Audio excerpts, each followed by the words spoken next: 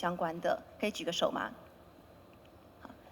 好，好，好，好的，那谢谢大家。那我想，我现在就要转到了英文频道哦。那请大家这个准备好。那我们今天的讲座的话呢，会是从9点半，原本是要从9点半开始，但我们会延迟。现在9点40的话，我们会从11点40才会结束哦。对，先让大家知道，如果肚子饿的话，旁边有点心，可以欢迎大家随时可以走出来拿点点心。这是一个很 casual 的一个，不用太紧张哦。好，So 我现在换到我们的英文频道，请大家见谅哦。Okay, so let's welcome Yanling, a wonderful moderator, to the stage. Hi, everyone. Thank you for joining us here in person or online. We actually have AIA International Broadcasting online. My name is Yanlin Chen from Yan Partnership Architects. Jeannie and I are the co-chair of Industry and Academia Committee. It's a great pleasure today. We have 3 amazing speakers. Yes. All well-known architects. So I think we should briefly. I think we should introduce them to our audience first, yeah, right? yeah. Okay, so first of all, Andy Wen from ADAS. Please stand up. A global design principal in ADAS. Please welcome. And then our Takaharu and Yuri Tezuka, the founder of Tezuka Architects. I think many of us are quite familiar with their work already. Of course. We should save the time for them, right? Yeah. All right. So shall we invite Taka and Yuri to the stage, please? Yes. So let's enjoy.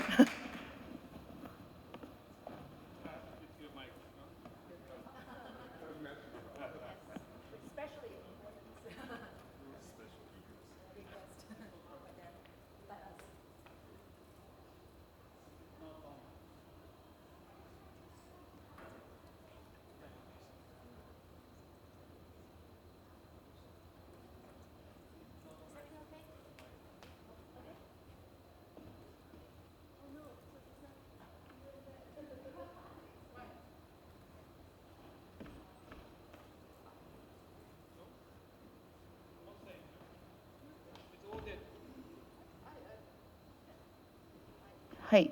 Okay. That's fine. You can start. Okay, thank you very much for inviting this lecture. Yeah, I'm Yui Tezuka, and my partner Takaru Tezuka. And as you can see, we are always red and blue. So, yeah. So my iPhone is red, and my socks are red, and his socks are blue as well. And yeah, could you start PowerPoint? 始まる? Yeah, and when we decide we are red and blue, we decide everything we share is in yellow. So my daughter is in yellow, and eventually we got a son. And he's supposed to be yellow as well, but my daughter said he should be in green, so he became green. So our family is primary colors, very easy to recognize us.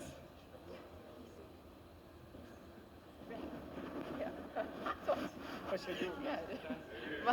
Mike is also red. Is it Google? Okay, it's better. So they want to use their computer, not this one. I thought you were going to connect. And I can't start, no. Is it their computer or? No, it's not. It's connected to this one. I said I'm going to use this one. But you need to say that is for internet. Okay, that is for internet. But you have to take internet, right? Sorry for the problem. I don't know what they're doing now. No, you don't need to change it. No, it's there. This is for presentation here. That is for the Zoom. That is for the Zoom. Don't disconnect Zoom. Zoom is there. You manipulate one. Don't drag it off. Otherwise, Zoom is off. Okay? Don't drag it off. I don't think they understand it. Yeah, it's basically this side has to be understand. Yeah, they were supposed to run the Zoom there, and we're supposed to run here. Confusion.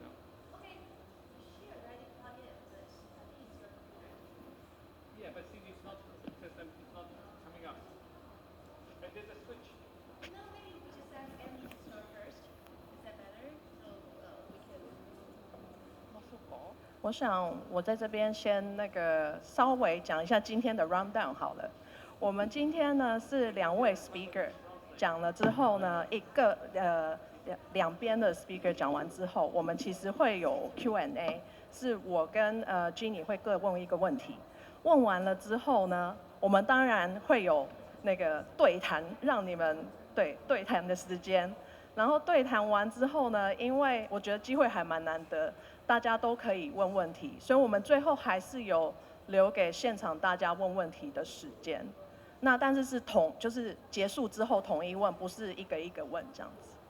所以这个是我们今天大概的 rundown。然后预计大概就是可能今天小 delay， 所以会11点45分这样子。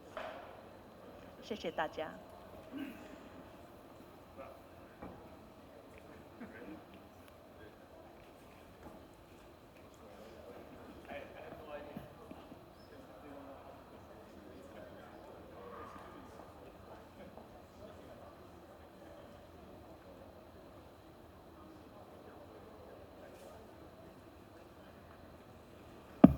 抱歉啊，因为我们要连他的电脑，但是又要连 AIA 那边，所以它有一点点2个系统有一点点打架。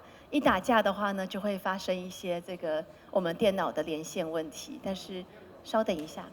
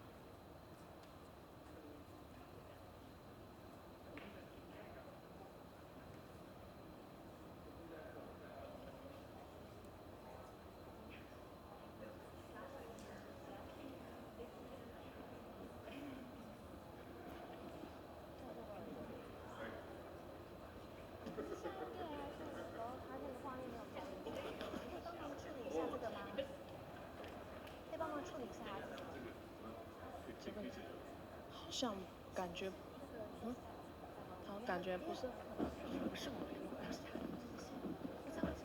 个东西出来是我们别都连的这个东西，刚刚都还 OK， 我觉得就是 AIA 那个一插进去，就有点。What I did, if they need to use the computer, they can do that too. Okay? Okay? I don't know. Actually, I just told them forget about AIA's.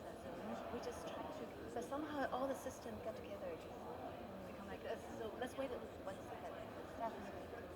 对，你可以帮我们处理一下吗？ The camera, the Zoom, and that's it.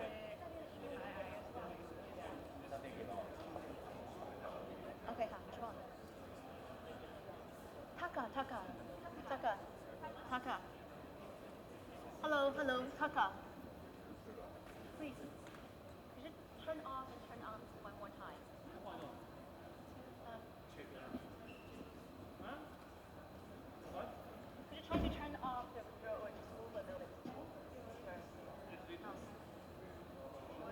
叫它关机吗？You can try to open another.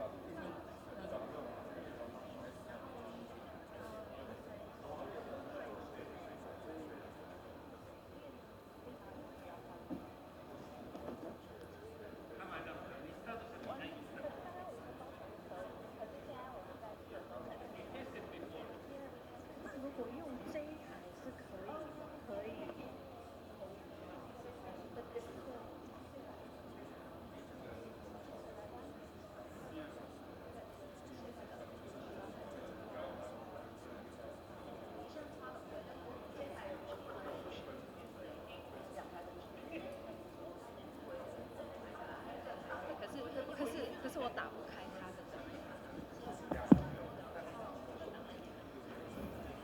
所谓好事多磨啊，所以我们稍等一下，因为刚刚5分钟前我们 test 都还没有问题哦，那结果刚刚这个可能 AIA 连线一拉上去，它就整个就 crash down。那通常科技还是就是，所以大家担心 AI 对不对？我们不用担心哦，就是还是有它的问题存在。那我们这一次的话，其实也可以看到是一个有 OK good。That's it, right? OK good。好，那我们就把时间交给我们建筑师哦。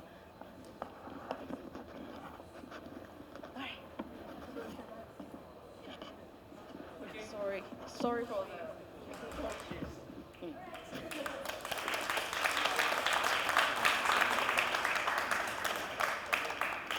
Okay, so we start our presentation from Fuji Kindergarten.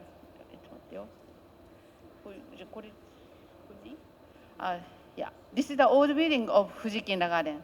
So when we went to see the site, the building was nasty like this, but the atmosphere was so good. The good thing about this old kindergarten is that the corridor was external. So principal was walking along this corridor back and forth, and when he get into the classroom, we could hear the voice of the children. So we want to keep that kind of feeling. And before we designed Fuji Kindergarten, we designed this house called Roof House. This house, the client can have roof on the top of the roof. So there are tables and benches, and they climb up the roof with through the skylight. They lean ladder on the skylight, and they can come up on the roof. And the principal of the Fuji Kindergarten liked this house very much. And he said that, could you design the roof house for 600 children? So that's what he asked. And we have kids. Our kids always love to make circles. So it's a kind of genetic memory written in several cortex. So we came up to this idea. This is a Fuji Kindergarten. So we make a donut-shaped kindergarten, and so it's round. So the principal doesn't need to stop, so he can keep walking around all day long. And also kids can keep running around on the roof. And this is how it is built, but it's difficult to keep the big trees in the middle of the building. So we did how we keep the trees. So we did a kind of archaeological investigation to make sure we don't cut any root, because if we cut the root, the tree would die. So yeah, this is how we designed the base. We designed, we don't cut any root. And this is how it is built. And because the principal liked the roof house, he said that I don't want any handrail at the edge of the roof. And he said that, why don't you stick out the net to catch the children who had fallen off? He was quite serious. So we made a drawing, and we brought the drawing to the Planning Application Authority, but they said, are you sure? It's kind of difficult. So we gave up, and so we designed, we had to design the handrail, but we used his idea around the tree. So we put net around the tree, so children can fall off to the net. And that rope is a handrail for the planning application. And the rope is nothing to do with kids, so kids keep falling off. Yeah, keep falling off more and more. Yeah, there are sometimes 40 children around the tree. Children like tree very much, so he is eating tree. And this is how it's built. We have to put handrail, but we designed a special handrail, so children cannot put their head out, but they can put their legs out, so they can sit around the edge of the roof. So they are looking down what's going on in the garden. And the monkeys behind the bird, it's feeding time. And in this kindergarten, the ceiling height is very low, only 2.1 meter. So we can see what's going on the roof and what's going on under the roof at the same time. And when this kindergarten was completed, we were surrounded by the 500 children. It was so touching. I love that kind of moment. Children start using the kindergarten, and suddenly we hear the sounds of they are running on the roof. So I like that. It was quite touching moment. And after that, we got a call from the government. The wonderful thing happened. Your kindergarten was selected as the best kindergarten in the world. Best school in the world in these 50 years. And this is the gargoyle to collect leaves. And the teacher is teaching when it rains that water comes together, it makes streams, and it makes rivers, something like that. And this is the leg washing place. Actually, he is not washing his legs, he is putting water in his boot. Yeah, even the shape is oval, the sliding doors can be opened, or all the sliding doors can be opened. It runs along the curved rail like train. And this is the classroom. You can see there is no wall between classroom. So children who doesn't like his classroom can go to next classroom. So we asked the principal, is it okay? And he said, it's okay, you don't need to worry about it because he will come back eventually because it's round. And another thing is children can hear the voice of the next classroom.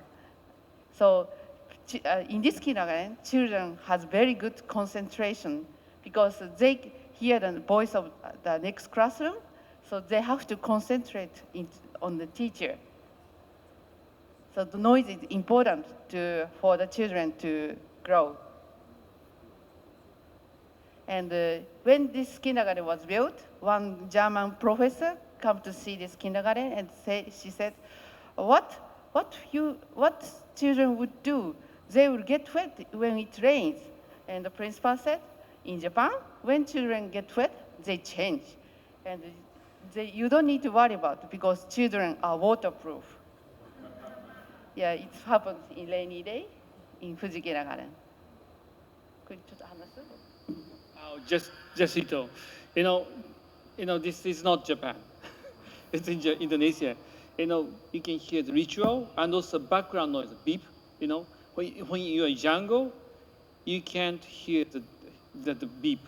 But when we back in Tokyo, I can hear the beep because when you are disconnected from the rest of the jungle, your noise canceling system stops. okay? But you can say same thing about their body. You can't hear your breathing and the heartbeat because you got nice noise cancelling system. But once you dive under the water, okay, you can hear your body noise. That kind of thing we investigate a lot. And so I'm saying, it's very important to keep the kids to be a part of the environment. I have so many papers, but today I don't have time to explain that. And later, I'm gonna give you this book if you make a good question, okay? But then now I don't have time, so I have to pass this back to Yeah. my boss. We designed this furniture to divide the classroom. So this wooden box is 30 centimeter by 30 centimeter. So we did workshop with children. And they're supposed to help teacher, but they didn't at all. Yeah. Yeah, they look happy. And then teacher made this configuration. They can change this configuration every month. And it works in the exhibition.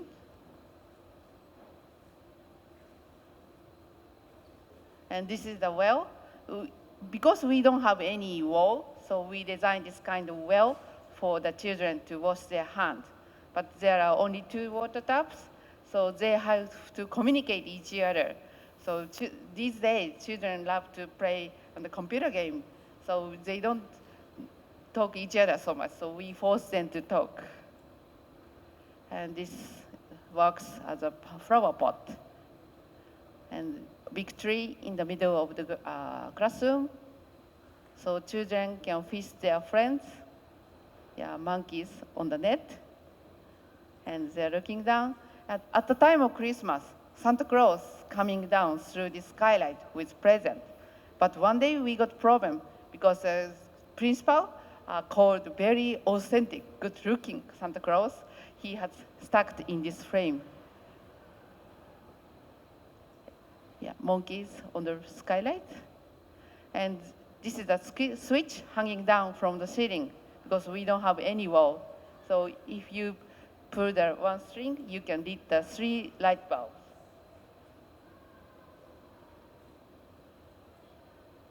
And this is how it is built. And this shows the movement of a boy from 9:10 to 9:30.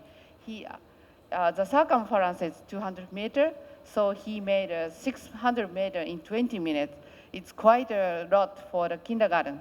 It's about 8 times compared to the normal kindergarten.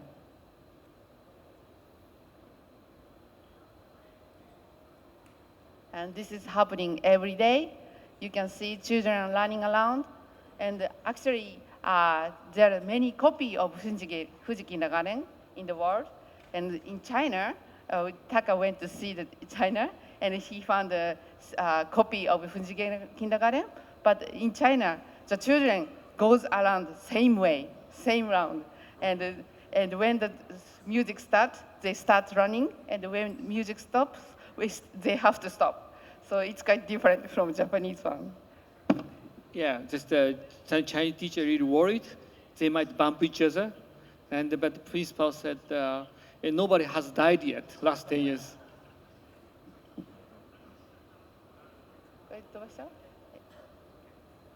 And Yeah, so, I think we need to speed up because today is not about the lecture, it's about symposium. I run very quickly. I'm going to show an image. And we do many kinds of kindergartens. It's looking like umbrella, indoor circulation, and you can see each other with this kind of diagram. This got the world many prizes, and yeah, and the ponding.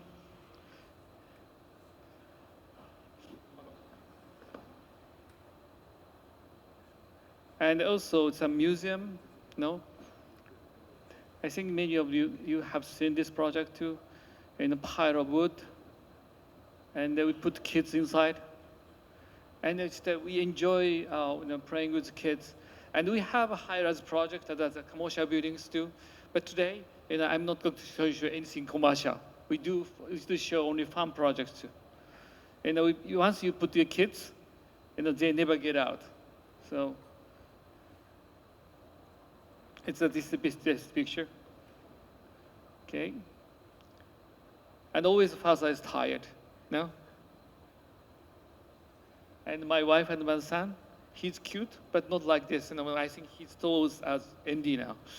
Close getting to 1.8. So always kids like that. And also we designed this kind of church lights.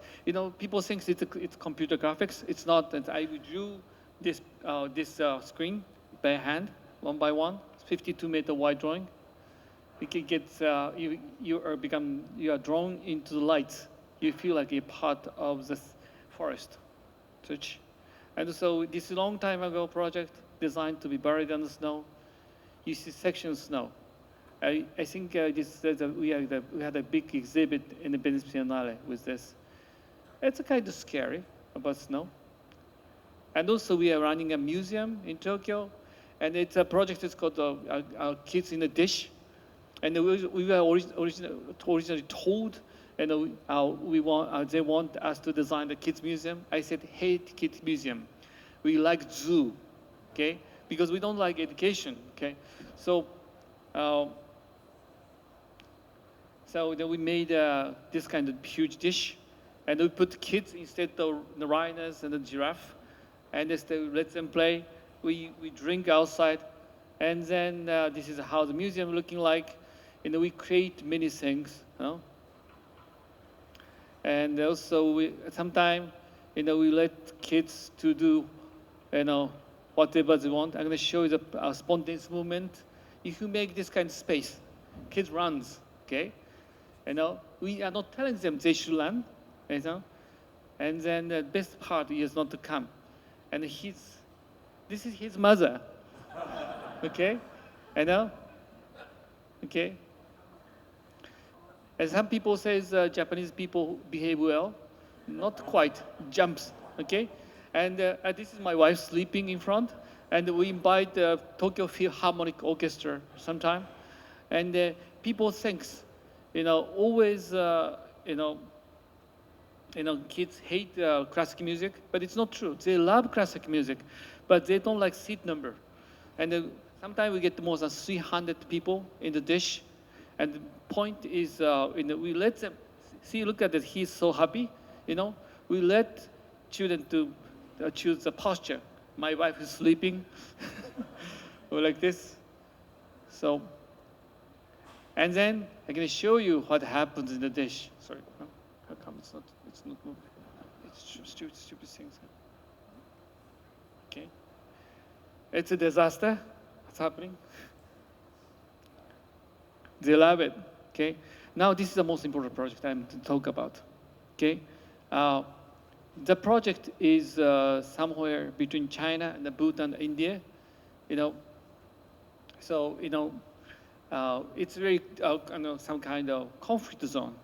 But it doesn't matter for us, Even the project in China, in India, and Bhutan, whoever happens, I go to help. So I'm trying to avoid any discussion. The project is deep in the Himalayan mountain, okay? So, it's they get very little help because in the conflict zone. And it's about 500 kilometers from the closest city. You have to go very, very far, deep in the mountain. It takes 2 days to get there. And this is 4,300 meters from sea level. So very less oxygen. And the volunteer project we are working on. It's very deep. And this monk started our orphanage deep in the Himalayan mountain. And he was born in toilet, and he was abandoned in the bush, and then he found, and then he sent to monastery, raised, and then he happened to be a very, very clever kid. And he was sent to Boston. And eventually he started making lecture in Harvard. Very, very clever, often. And then he started to represent Dalai Lama. Okay, it's very, some kind of, delicate issue. And then I said, I want to help my community. So he went back to the place, and and he started the orphanage 18 years ago. 18 years ago. And then, recently, 3 years ago, they called us. They want help. They need a new school building. The original school building is tilting down because of earthquake. Okay. So you see that orphanage, in the movie. And it's always the orphan got the problem, and it's the monk correct the kids like this one by one, and 50% of kids dies before 5. And they're always they're in trouble, so it takes 1 year to make them the right way. But now eventually they become happy, and they study very hard, but holding young child, one hand, studying physics. And with this way, this school became the best school in that region. 9 out of 10 best students are from this orphan. So it's an amazing place, so remote. And instead, this old lady is saying, and because you didn't pick up my boy, he died. I had 8 grandchildren, and that's the last one. So it's awful. So they do funeral, after this, I think, that they do funeral. Okay, now I jumped this, and then I went to the community, and the first time they sing the birthday cake. It's nice, right? And my wife's cutting birthday cake, okay? And then they delivering birthday cake. Nice way to eat. I like that, huh? It's nice, huh? And I got the Portuguese to work on it. He's so happy.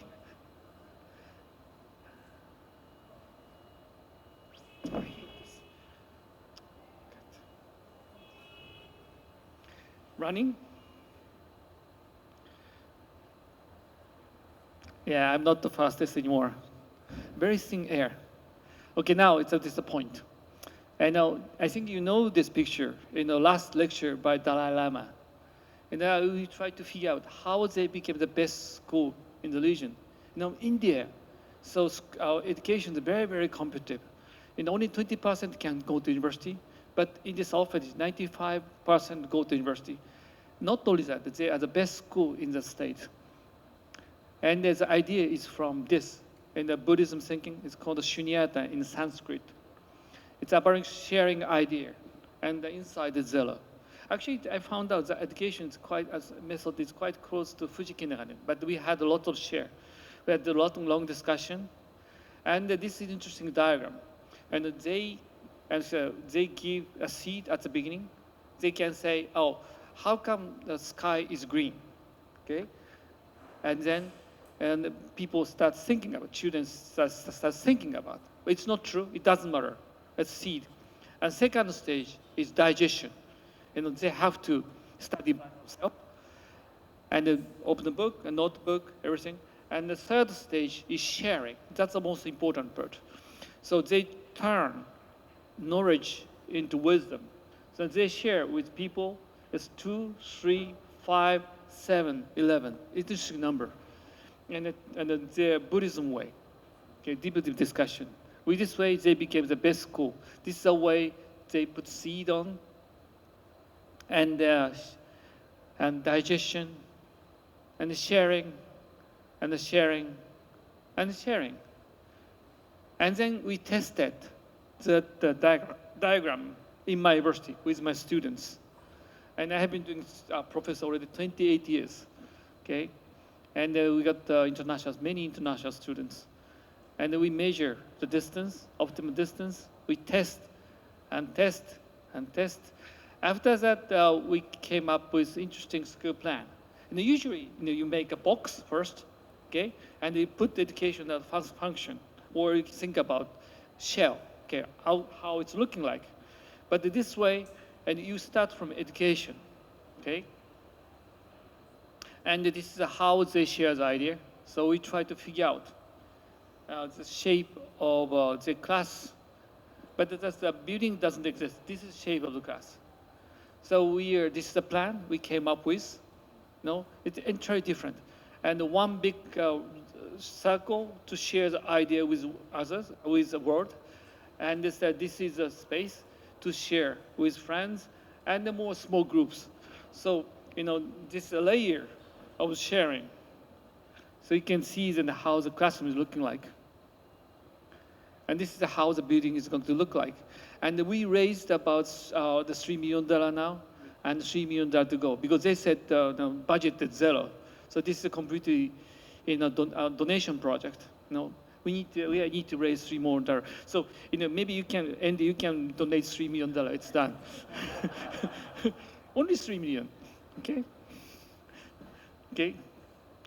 And also one of the projects problem of this region is that they make a concrete building, but not steel bar. And but they used to have this kind of traditional building. The problem this thing is that it doesn't stand against next earthquake, and also all money go to the city 500 kilometers away. So the region became very poor, and they used to build a house by themselves, and also they used to share the kids and the house, so they are no orphan.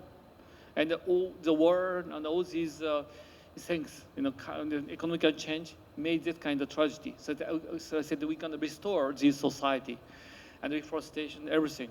We organizing everything. So this time we are going for low tech.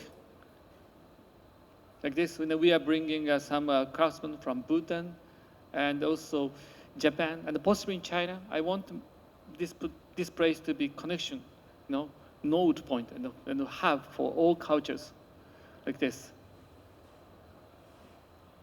presenting ideas. And we have some interesting projects in Dubai, because I want to show you. And this is the existing building. It's very, very, and we are trying to create the oasis. They have a water problem, okay? But they have rain. The problem is that the water does not stay on the surface level. So we are converting, retrofitting this building to make an upside down oasis. And on the middle, they're going to put my museum. And so it's a modern oasis, but this is acting as a school. And the plan is very interesting. You have never seen school like this, okay? And also this is retrofit, no? And this is related to the idea of the water table. And also, I see, this never seen school like this. And it's going to be built in 1 year. We started already. And this sketch I want to show you today. This is another project in Ahmedabad in India. In India, they used to have a lot of trees, especially around Ahmedabad.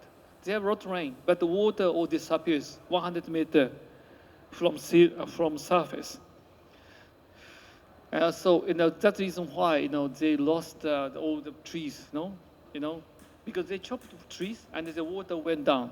They said, okay, we can bring the water table up, and this is a school project again, but it's quite a big project. It's about 77,000 square meters and a big forest, and then we are trying to make a forest with some architecture, but I want the architecture to be mixed with trees. And this is education they wanted. So some sharing the spaces.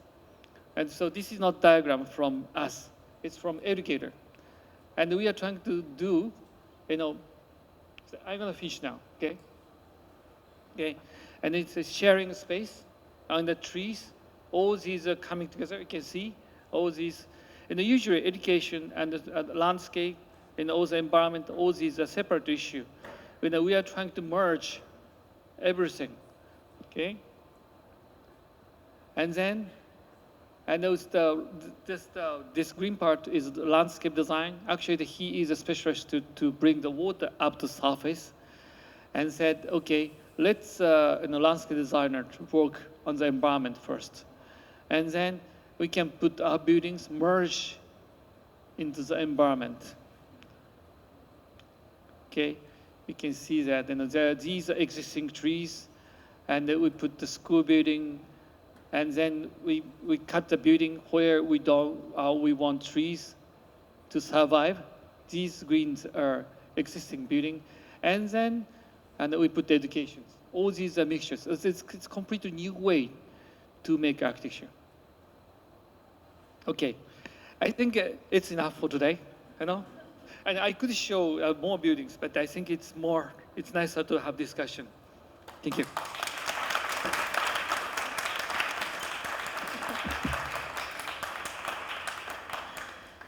Amazing talk. Thank you very much. And I think, everything's ready, right? It's Good. already, I think All maybe right. I stay here. So let's just Let's welcome shift to the next everyone. one. Thank you, Andy. Andy, you want your own color? Black, right? Yeah.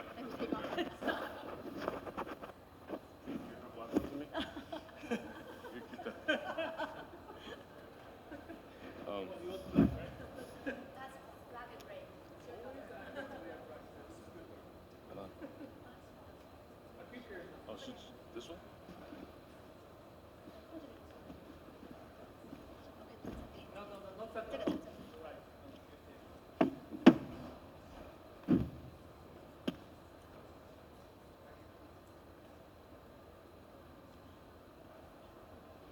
Okay. Okay. Wonderful projects. Takaharu, Yui.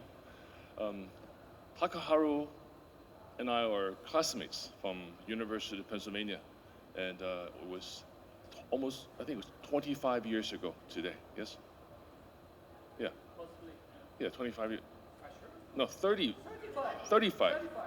Ah, no wonder you look so old now.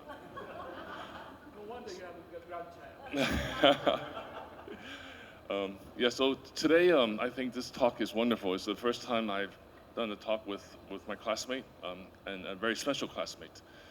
Taka and I, in school, we had lots of fun together. He could not speak English back then. And today was very good, so very happy. And today I think I want to share some of my projects and what I've been doing this past 35 years. Done a lot. Our company is called IDIS. We're a global company. We have offices all throughout the world, from the U.S. to UK, to Europe, Middle East, and Asia, all over. And we do have a small office in Taipei. So you see the blue. Is that the blue we call the remote offices. So very small offices. So and the red ones are the bigger offices. So I'm Taiwanese, but I live in Beijing. I've been living in Beijing for more than 30 years. Okay? There were some events that led me to Beijing, and maybe in the end we can talk about that.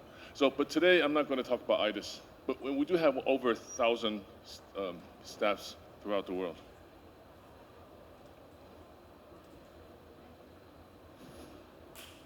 Is this the right one?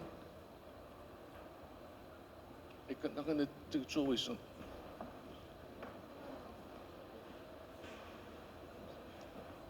Maybe it's this one. Did you pick one up on the seat? That one went there.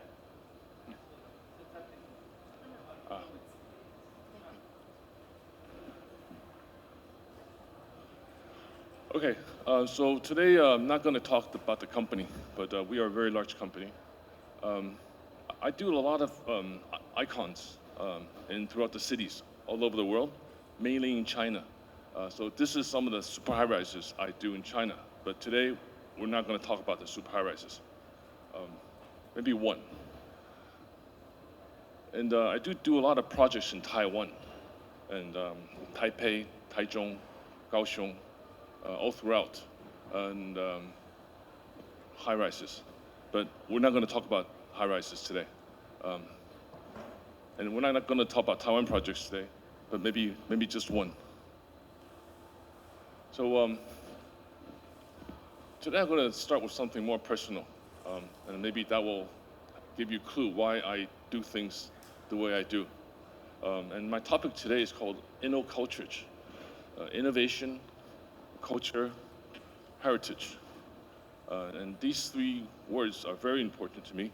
InnoCulture is a word that I invented. It doesn't exist.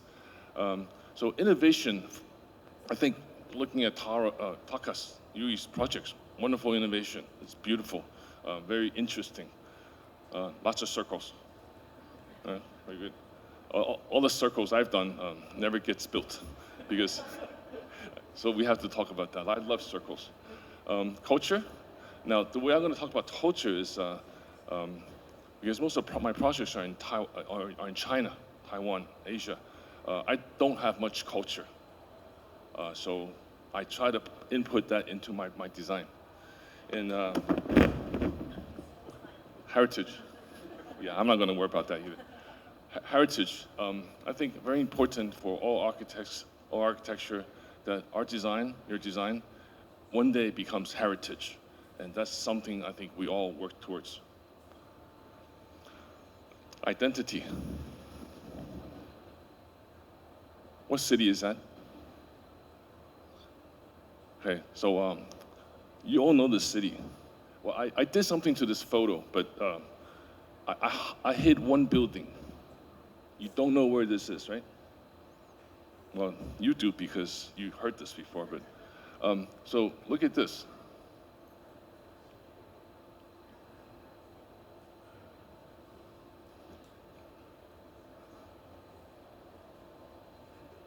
Okay, can you press it? Ah. You know where this is? What city is that? Sydney. I think I photoshopped that out for the first slide, and nobody knew where it is, right? Nobody. And now when I show this, everybody knows where this is.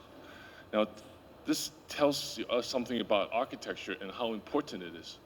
All these buildings are beautiful buildings, beautiful city, but they're all similar. They're all very simple, very similar. Modern architecture. I think modern architecture destroyed many cities throughout the world. And then one day there was a building built, an opera house built, a cultural building. And this city came to life. It was a whole other city because this one building put the city onto the face of the world's map. Just one building, and actually put Australia onto the face of the world's map. Because before that was built, I didn't know about Sydney. I didn't even know that it existed. So very important how architecture can make a city. It can make the culture. It can change everything. And we see that throughout the world, right? There's a city in Spain called Bilbao. For many 100 years, nobody knew where Bilbao was. But one building made that change. It all became different. That's, of course, the Frank Gehry Museum, the Guggenheim. So that changed everything. In China, I travel quite a lot throughout China, everywhere. Projects, in all cities. So one day, I was with some friends, and I guess I had too much to drink because in the morning I woke up, my secretary called me, and she says, "Andy, your plane just took off. You missed your plane. So you must have had too much to drink last night." And she hung up. Right? So she booked me another flight. So and I'm looking at the room. I had no idea where I was. So I opened the blinds in my hotel. It was a hotel. I opened the blinds, and I saw this. I still didn't know where I was, right? So and I knew I wasn't in Paris. So this is a city over 2,000 years of history in China. It's Hangzhou. Everybody knows Hangzhou, but this is Hangzhou. And I'm trying to prove a point is that culture and identity are extremely important to everybody. And so when I look at buildings, when I look at architecture, when I try to design something, other than the technical parts, functional parts, I think about culture. Now, I don't just design culture, but I think about it.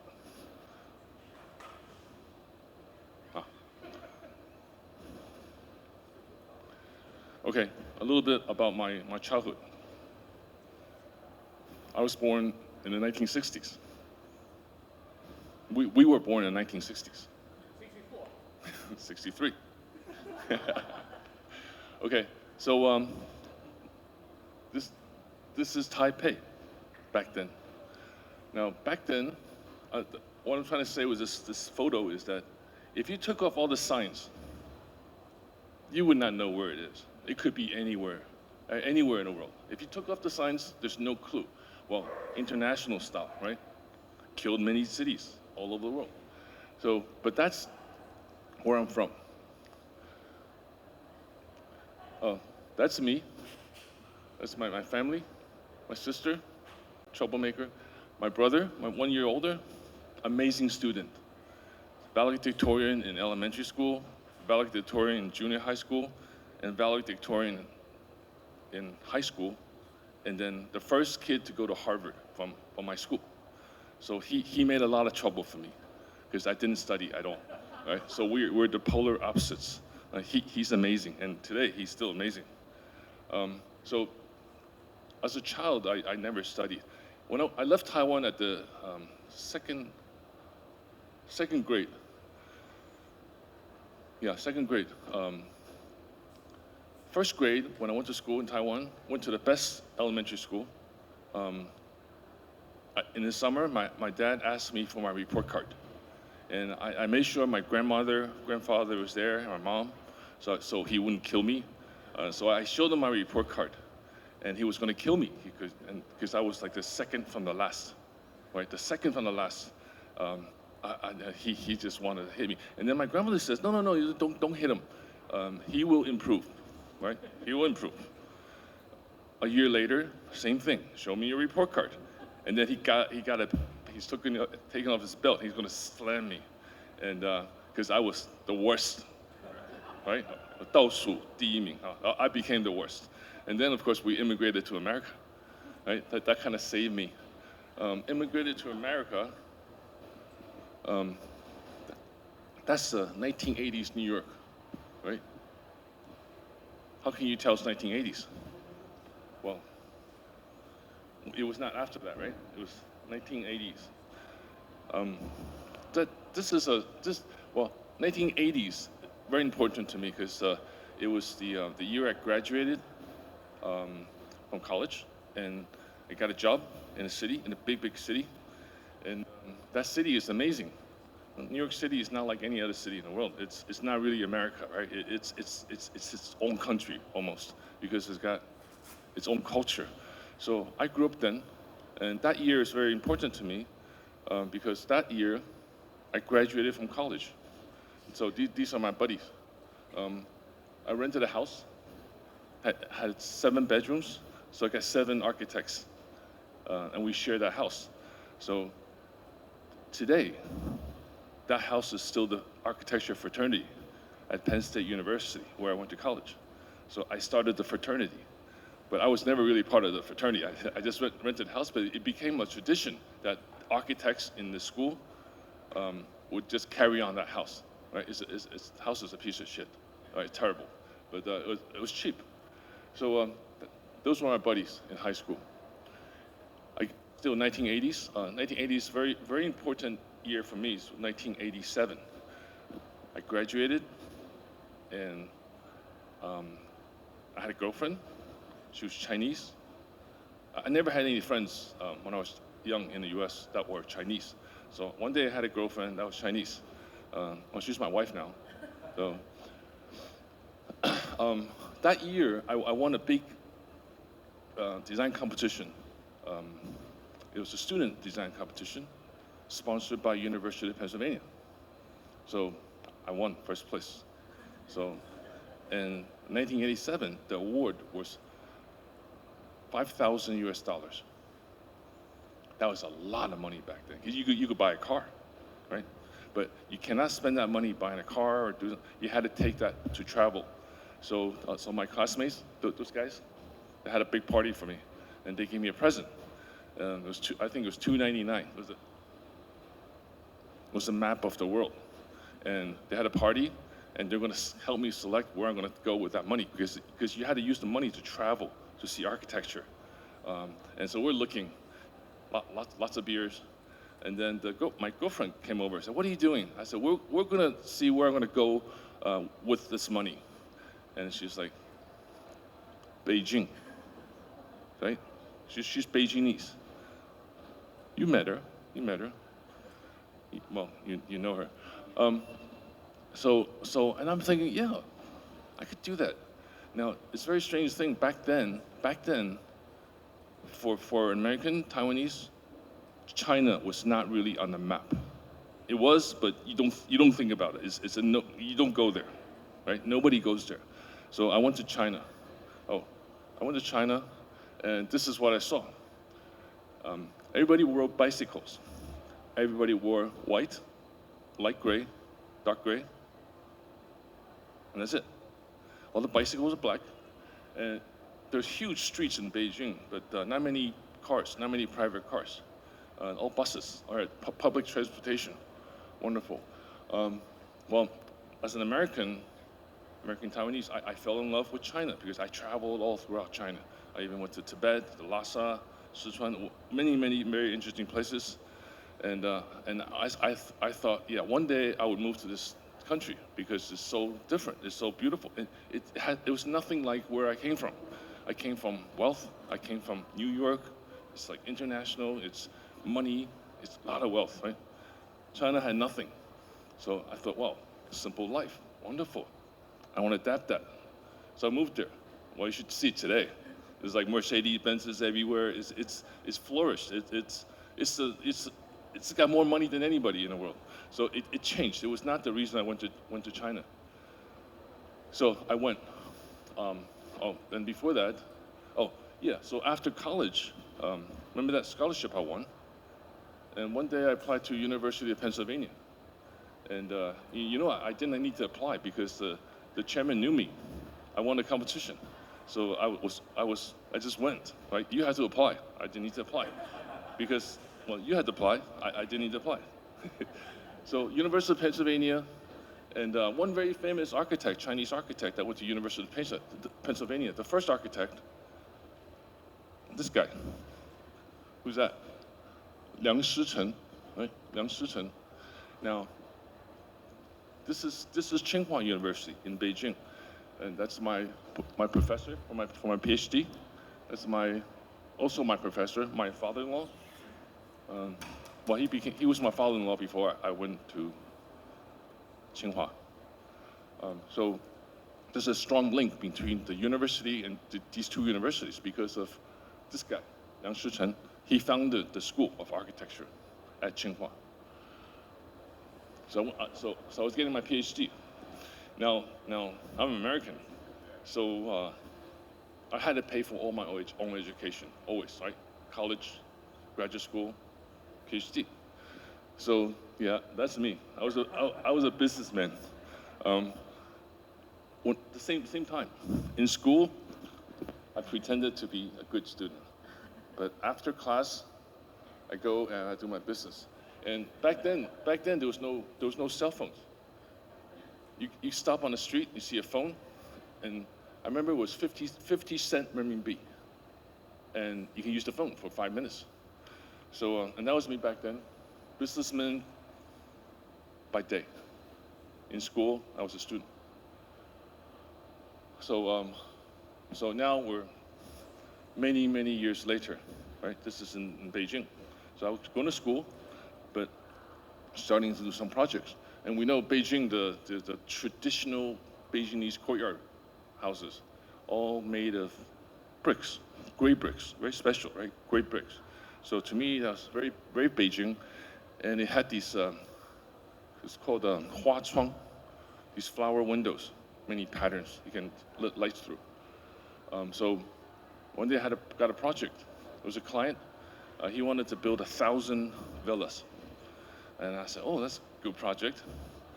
And so I talked to him about having a project.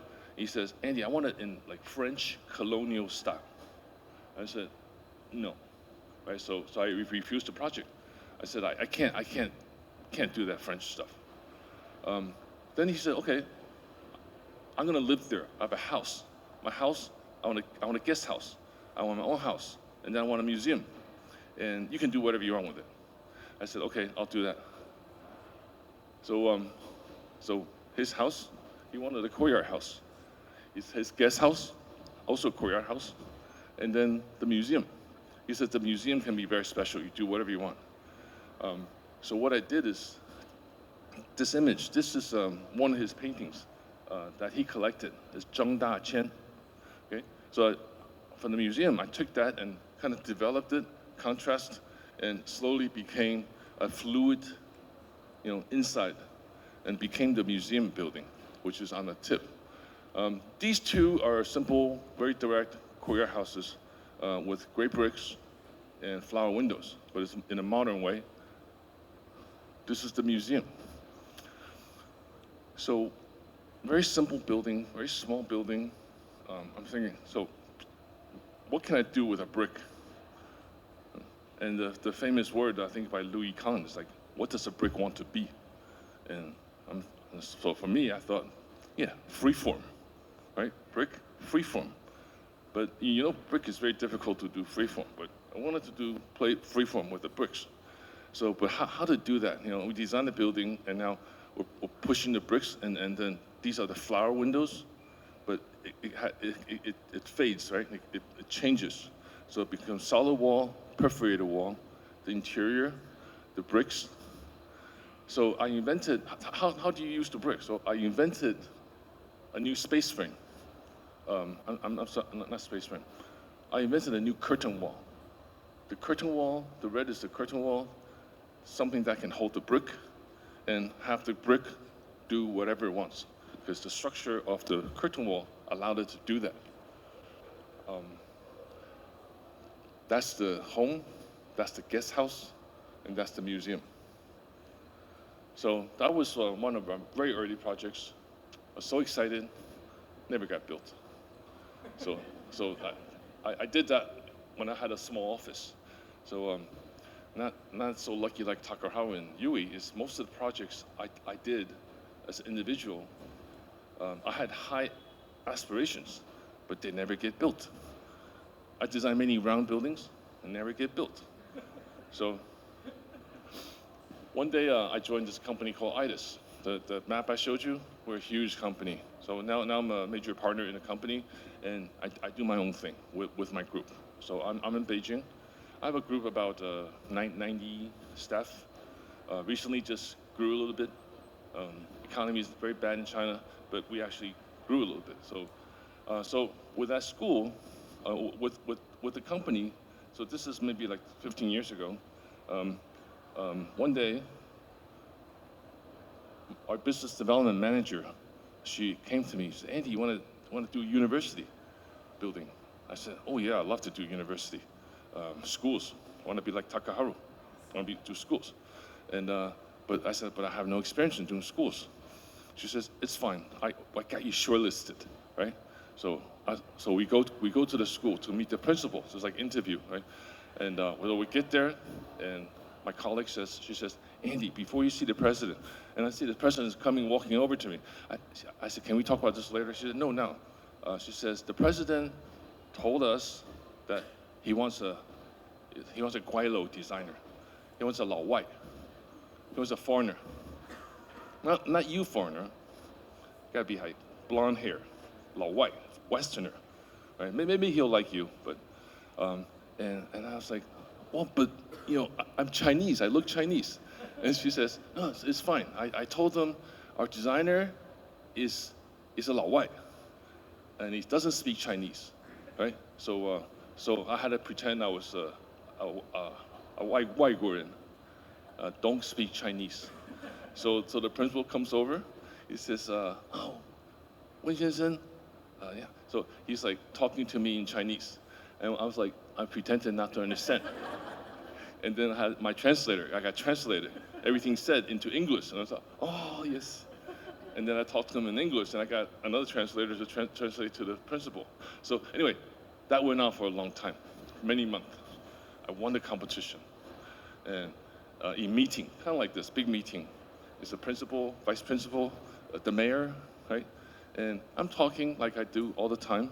All of a sudden, everything stopped. Everybody's looking at me. And, because this has happened many times with the translation. And everyone's looking at me. And I say, "Oh my God, 我在说中文. Oh shit."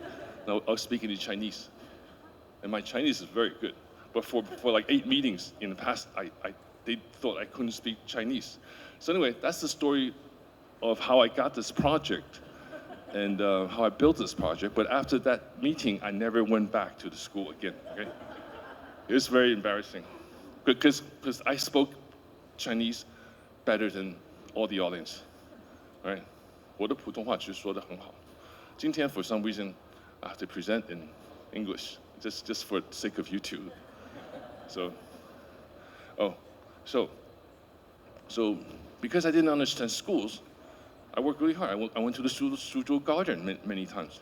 So in the Suzhou Garden, they all look kind of like this, beautiful, beautiful, and found many elements. And I saw this stone, loved it, and then I said, "Well, I saw birds in the crevices. I saw bugs, and I saw plants, and I said, oh, that's because I looked in the brief of the design. They want a sustainable building. I said, oh, that's sustainable. It's a microclimate. It's it's nature already gave this answer. And then I also kind of read about the stone. It's called Taihu Shi, right? Taihu Shi. Taihu Shi is a stone that ancient Chinese they meditate on it, right? It's they call it Kong Tou Lo Shou Zhou. So it has to do with the pores, the voids, the ugliness, the skinny and fulfilled parts. So it's a very Chinese thing. Like this stone is very Chinese. And I read it's called a scholar stone.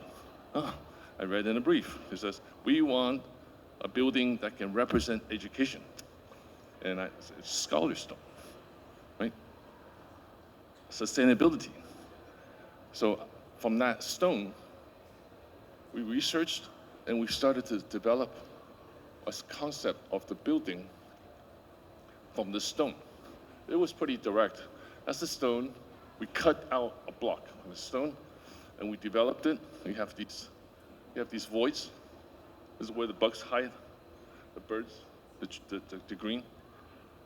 And we pushed that, and it later became. Oh, and this is a section through the stone.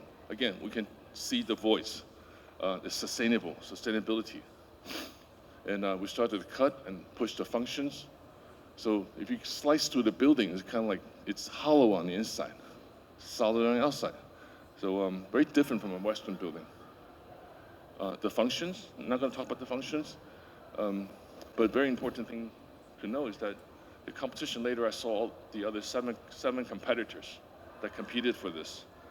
Well, I won, but I was the one that didn't know anything about education buildings.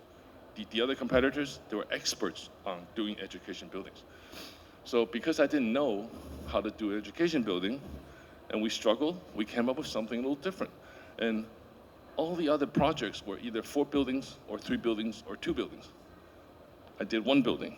Probably shouldn't done that, but, and that building encompasses 4 functions that should not be in 1 building. But because of the void, it separated the functions, right? So 1 building, but then you split it with the void. So that was the final building, and I won't talk too much details about this, but it was supposed to be stone, right? But in the end, it was these perforated steel. And that's the principal's office. That's a circular meeting room, and all the functions that you need in an administration building. And that's my first sketch. I was thinking about the Suzhou Garden, but I'm creating a vertical Suzhou Garden. And I made this building fluid on the inside. Education, thinking, creativity, rigid on the outside, because it's school, right? But fluid on the inside. The freedom of mind can create. So that's the concept, and that's a library. That's the skin. You can see it's perforated steel panels, allows light in. And that's the building as it stands today. And I did that 15 years ago. And for the school, it's quite a valuable building. You know, you look at the president's name card now, it's this building. You look at the school logo, it's this building. And I was thinking, oh, why do they like this building so much? Because they have many other buildings in the schools, all designed by great international architects. But this is their favorite. And I'm thinking, why? And then I thought, oh, well, it's not that this building looks beautiful. I mean, it doesn't look beautiful. I think it's because it represents something very important to the school, education. It represents education. So that's as it stands today. And that led me later on to many, many projects, thinking and working in a similar way.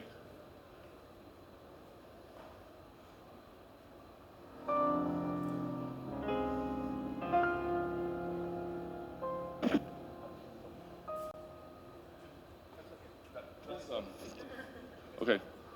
All right, I'm gonna move quick. I only have 5 minutes. So, city of Changsha, Bozhijie. The Bozhijie is the oldest retail street in the city of Changsha. And that's actually all the buildings on the retail that we Photoshop into one image. It's a commercial building. It's a commercial building. And that's Changsha.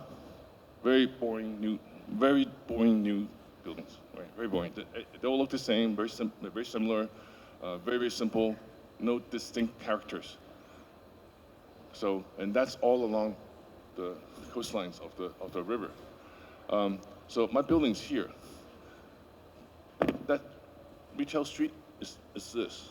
It's the oldest retail street. And this is a building that this developer wanted to make very special, have it be kind of the highlight of that entire complex. So I took that building from the function, start carving out spaces. Wanted this building to have green, a lot of gray spaces. And also, we needed views. You know, you got river, you got city. We needed wonderful views that the building can look for. Again, how this developed into the diagram of the final building. And this concept is that I wanted to put, you know, the Changsha Hunan people have very, very spicy taste. They party all night, right? This very, very famous city for young people, very energetic. You know, Mao Zedong was, from here, Hunan. So we wanted to put all that energy into this building. And one day I was looking through the Instagram, I saw this. That's my building. But we didn't go take photos of it yet at the time. So many photographers started posting this building. It became the Wang Hong building in the city of Changsha. And so the building is pretty much just two buildings, two slab buildings joined in the middle. Got a podium, retail, and we created a lot of terraces that can overlook the city. And that one's the Dongzhang Xiwang, right? It's like looking for the views, and a lot of terraces. And this building now stands at the end of this retail street. Always loved this photo, is kind of see the contrast between the old and the new and the future.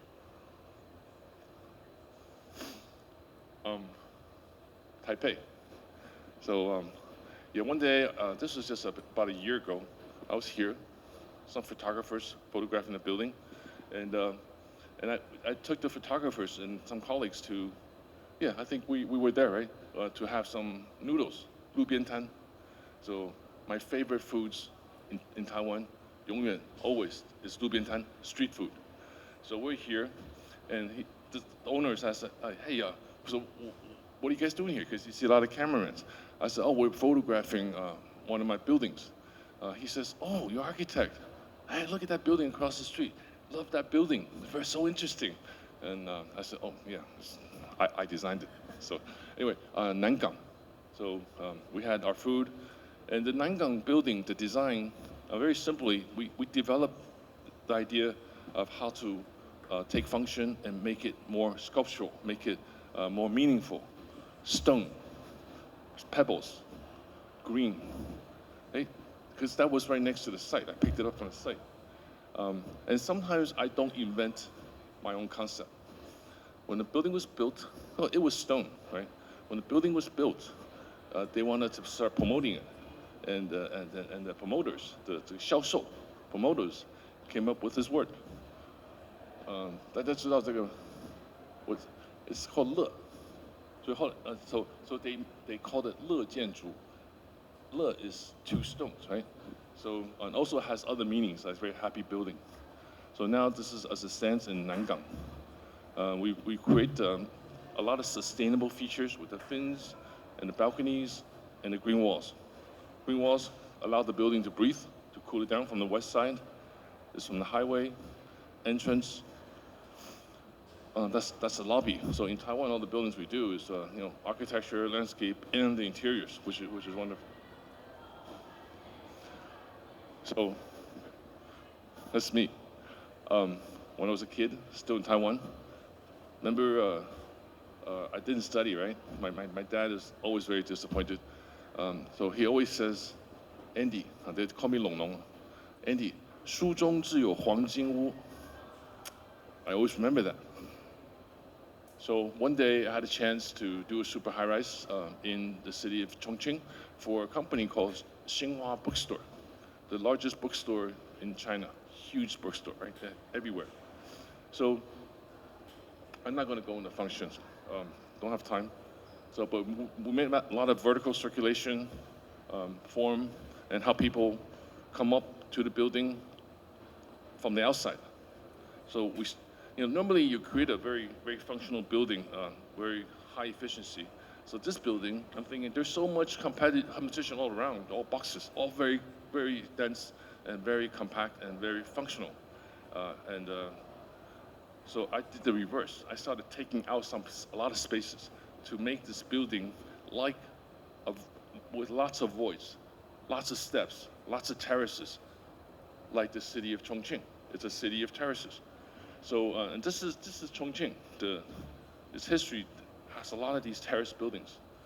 And Xinhua Bookstore, Scroll. This is the first books, Scroll. City of Terraces, put that together. So that's our design. And one special feature, we call it the 书中自有黄金屋. This is from my dad, and I learned that phrase when I was still in Taiwan. I think at the age of 6. Yeah, when I was 倒数第一名. So anyway, now we're realizing this. This is all the plazas on the face of the building. This is the Golden Pavilion, 黄金屋, right? In books, there are golden pavilions. This is from my dad. In books, there are golden pavilions, terraces. So 10 years later, 9 years later, this is as the building as today. It will be the tallest tower in the city of Chongqing. And this is taken about a year ago. Now it's almost finished.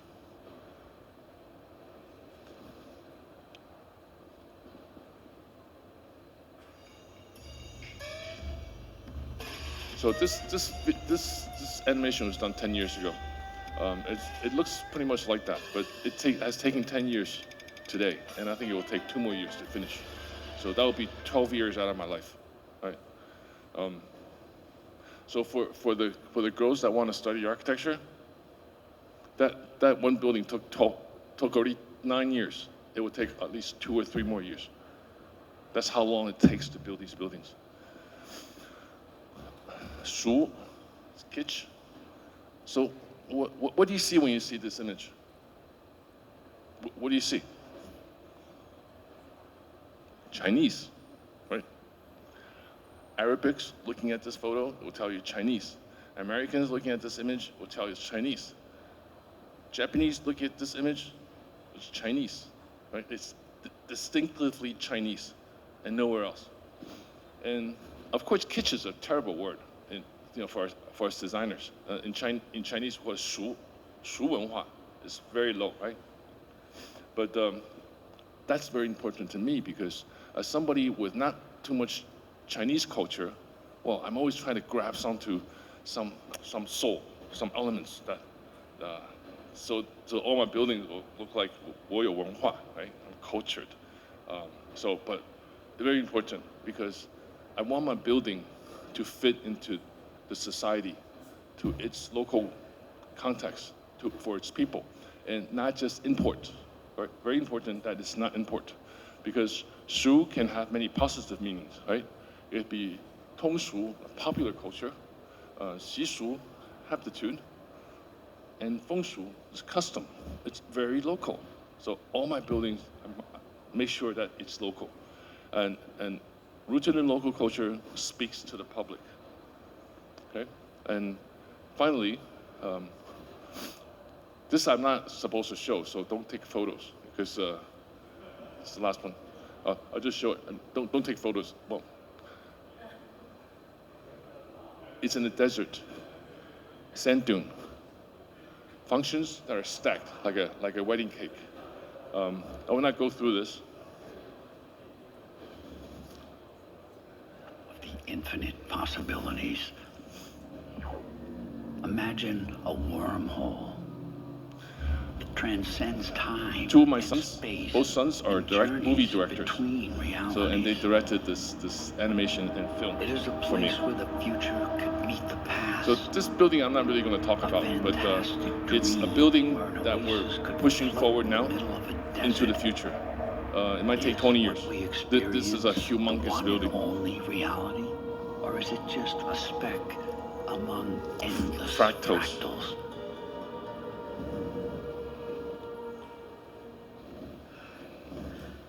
The endlessly recurring patterns of fractals If you look closely, I'm actually provide us in that profound movie. insight into the It's my 2 formations seconds. of the universe.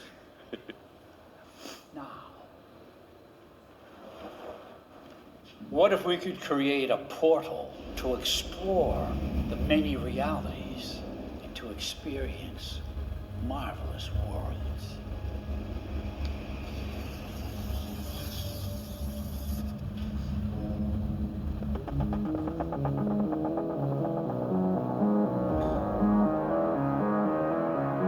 Welcome to the portal, where fantasies and We did 2 realities schemes are for one. this project. Journey with This is the us first one. around It's called the Portal. by imagination. It's a box with a Next void stop, Cyber in the middle. City.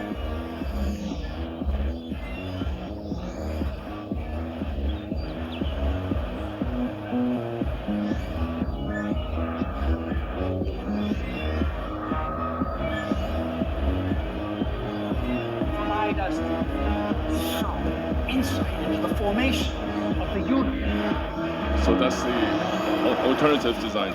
So the second option. So we pitched To illuminate two ideas. multiple realities.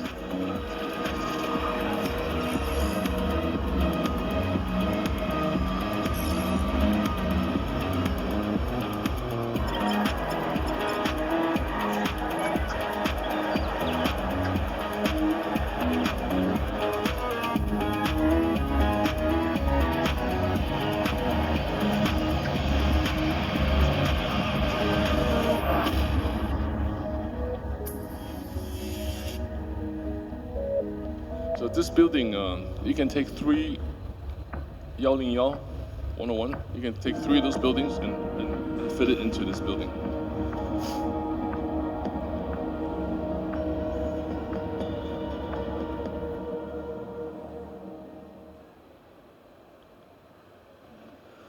Thank you very much.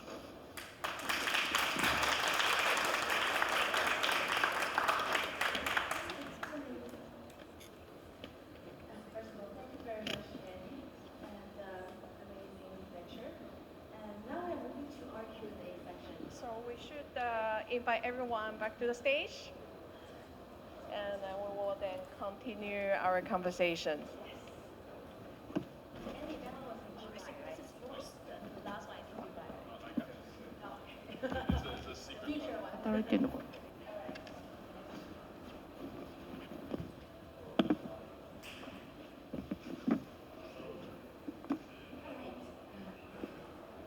So I think everybody's very looking forward for our Q&A session, right? Because we are going to have a fun part later after our questions. First of all, we are going to ask one question each. And so to start, I think maybe I should start first, right?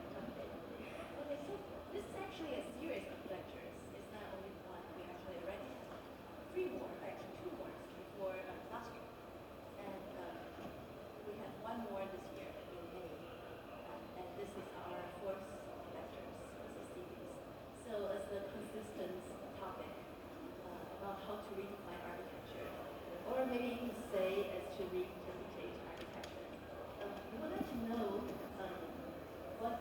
what would you think about this, or what's your perspective?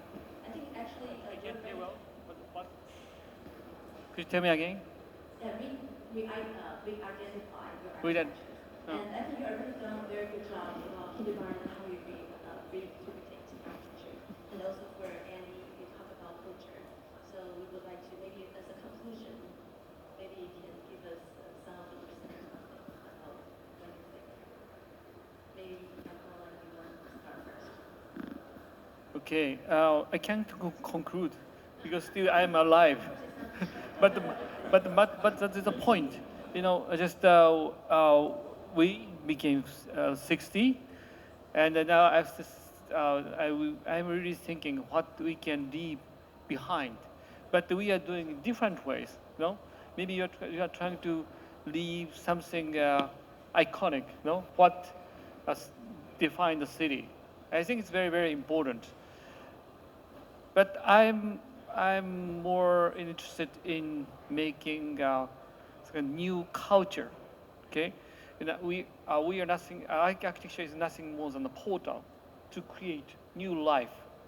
So if you look at the architecture, you know, you may see the circle, you know, but the circle itself is not important. What we can create. Okay, I think. You know, that is all I can say. You know, then we can create, and then we can make new education, new society, and the smile of the children. You know, these are kind of things, you know, important for me.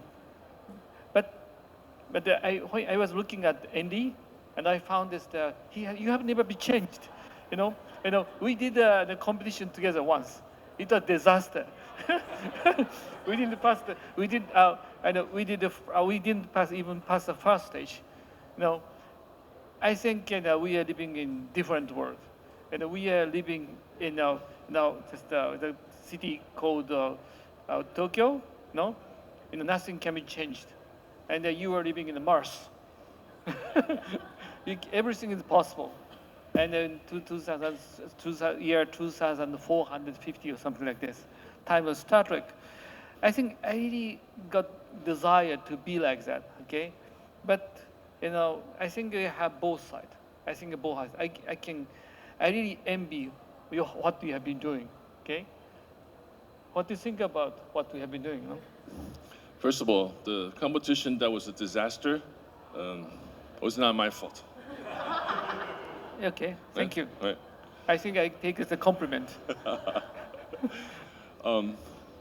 Well, for that question, for what I do, the reinterpreting architecture, the reinterpretation, I think very important to me. And that's also what bugs me a lot. Many years ago, I wrote a book about reinterpretation. That was my PhD thesis, and made it into a book. And what I was trying to do is that I'm always trying to reinterpret culture, not just architecture, the culture, and how we should push forward, how we can make things better, how can we make new icons that can represent that particular city. And that's my way of reinterpreting innovation, culture, heritage. That needs to be in my design. I'm always thinking about those three words, because not just innovation, but of course innovation is iconic, right? You said iconic. Well, you do very iconic, interesting buildings. You may not agree with that word, but I love the word iconic because icon can represent the city. Remember that image I showed with Sydney without the Opera House? So that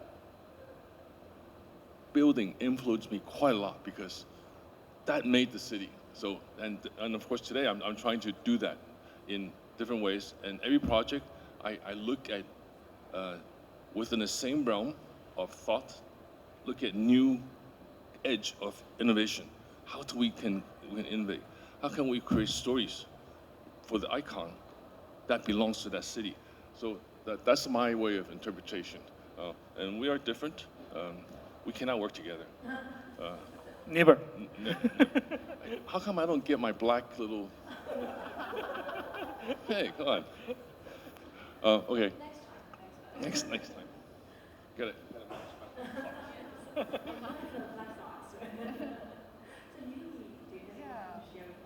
Yeah. We believe that the architecture can change the life of the people. All right. So when we design the buildings, we think we're going to change the life. When we design kindergarten, we can change the life of the children. So something like that. So we are thinking about how can I say, from the eyes of the from the eyes of the children and the people, and he is looking down from the bus. It's quite it's important both ways. Yeah, so it was quite interesting. You know, maybe we can talk about the icon, right? Because since you have been talking about, and I think the icon is sometimes quite dangerous. Do you know what happened to Young Woodson after the opera house? John Woodson? Yeah, Youngson. Yeah. They call the Youngson. You know, Oh, the city. yeah, but not city. What happened to him? He died. Yeah, He was old. and he lived long after that, but he didn't get any good project, and that's a problem. You know, and wherever I travel, they know I'm the Fuji kindergarten guy, so they think that I'm kind of donut shop. So no, we have other merchandise, the pretzels and also bars. Even I have a highlights, but they think, oh, you are the donuts guy. So I became a Dunkin' Donuts. So they come, they come to us to get the donuts. I said, no. I think donuts is not good for you. No. I said, I want donuts. And before we do that, so I started doing this other icon, like they said, oh, this is a macaron. So we got to getting macarons. And then before that, we had a snake steel building. I said, oh, you are the snake man. You make a snake guy. So once you start making iconic things, people remember that way. That the people want to buy donuts. It's very hard. It's hard to overcome. Actually, I am a good friend of Peter Cook, and he was pointing it out. Oh, it's going to be very hard to get out from a donut shop. Still, I'm struggling. I like your donut shops. I know the owner of Dunkin' Donuts in China. I see. You want maybe we can do a project with him. I see that with some sugar on top. Yeah, yes. Yeah. Well, it's true.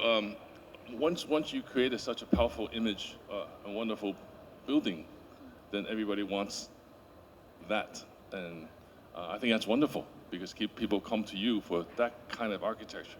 Now, for me, you mentioned dangerous. Because we build icons. Yes and no, because again, going back to the innovation in culture. When I make icons, well, I tried donuts many times. Nobody buys it. Right? They buy the donuts from you. Our donuts better. Yeah, better. Yeah. But I think key for me is the innovation and the culture, because when you put those two together, every project is different. And then we got to sell the story to the mayor, to our client, to the city. And usually all those projects, there's actually a lot of icons in the cities. I need to sell it to the mayor. Because he's the one that says no. They said no to me all the time, right? But thousands and thousands of projects later, you leave some behind that he said yes. And the key is that every project is different, right? With the same thinking in mind, but different culture and different innovation, because we adapt to that locality, which I think is very, very important. If you keep innovating, you have to keep fighting all the time. Okay, you have to create something, and but sometimes it's nice to talk about the same thing. Okay, it's good business. Okay, you can keep selling the same donuts. But my point is that my sales point is different. Okay, and we sell nothing, not the material. Do you know the most important thing about donuts? It's empty on the inside. Exactly. It's empty on the middle. Because the emptiness on the middle, you know, the donuts taste best, very good. Those are good. But you know, but you can't taste the most important thing, because whole, you can't eat it. But I like the Dunkin' Donuts with the Bavarian cream filled in the inside. Are you No into hole. the cream? I love the cream. I see. That's a And you difference. go to Dunkin' Donuts, there's many different kinds of donuts, many flavors and many shapes, and the classic shape is donut, right? It's classic shape, but that's only one kind. I see. And also you are the kind making different kind of donuts, even that without hole. And I'm the one to make a classic donuts. The best I can go for the French cruller, still in the middle. Still, we have a hole in the middle. You know? Okay. I love the hole in the middle too. Yeah. But you know, still, you know, as long as you are making some kind of, you know, this kind of buns, still you are in a donuts business. How can we get out from donuts business? Okay, you know, whatever shape you make, still you are making architecture. Okay. Maybe you can try Mr. Donut. Okay. you want to make question more? But I do try to be more like the way you think, because I try to make objects rather than buildings. I don't know if you agree, right? From the stuff I do. I try to make meaningful objects. I know. I always try to, you know, today I didn't show you any functions, right? I mean, they're all very functional, but I try to make objects, make meaningful objects, and make powerful, meaningful forms that creates, well, you don't like the word, but that creates icons. I like that. Yeah, I like for that. the story. And you are trying to be a Pharaoh in Egypt. You are trying to leave something for the 4,000 years from now. Okay, I think she wants something. Okay. Yeah, before we go too deep into iconic topic, we actually need some time to for you guys to ask each other questions, because we know you guys have a very strong philosophy behind your design. And then regardless of what, let's think about the heritage, or we say legacy. We think about architecture as a way of passing some message. And then always I can see very strong message from all of your works. So I'm thinking if we can be along the way of, we talk about reinterpretation as a constant evolving message from the architects. And then do you have any sort of question you can each other thinking about design? Because you guys were classmates, right? You just mentioned. And then there must be some sort of a design discussion you always have a debating on. We never discussed. Because he couldn't speak English back then. It's true. Now perfect right? timing. I think now yeah, right now is the best chance. Yeah. But still we don't discuss. Or maybe can debate. All right, say something. You want to ask me a question? A question. Okay. Okay. Do you want to make a small building if you get the commission? Yes, I would love. I would pass on the big projects for small buildings anytime, but nobody comes to me for the small buildings. Like you said, it's very dangerous making icons, because then people just want that, right? So I tried museums. I tried designing donuts, small ones. Doesn't work. I don't know why. I would trade for small projects with a big billion-dollar design fee projects to make small buildings anytime. But I just don't have that opportunity. You know, actually, I know we won so many competitions for the big buildings, but very little number get built. Actually, I haven't done any, building more than 100,000 square meters. No, it's. So I'm just the opposite. Opposite. I have a house in Beijing, and my wife and I have a house in Beijing. When I designed it, I designed at least 8 different options, and she didn't like any of it. Didn't build it. In the end, she designed it. So So I have a question for you. How can you work together? How can you work with him? Because my wife would not work with me. The little story.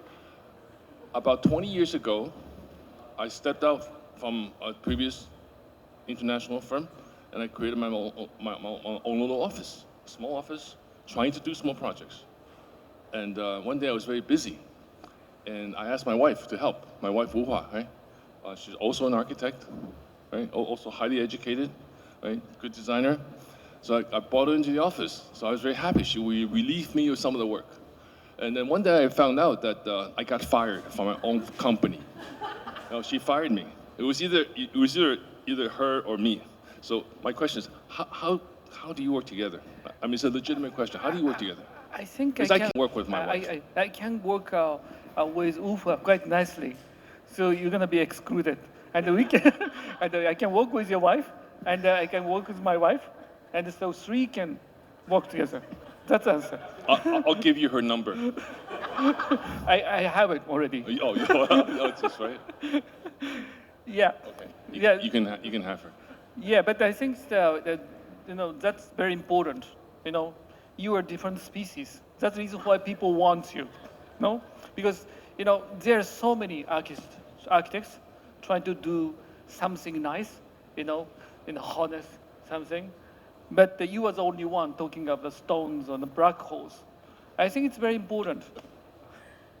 I think Yui, maybe it's a good Yeah. time for you to ask a question. Yeah, maybe somehow Taka and me has this kind of similar background. The father is an architect, and I grown up in the house which my father designed, and that was a single-story house with balcony. Every room has balcony, and I can running around in that house. I love that house very much. And he's grown up in the house his father designed, and that was a quite kind of similar house in the early modernism house. So I think we can share the view to the architecture.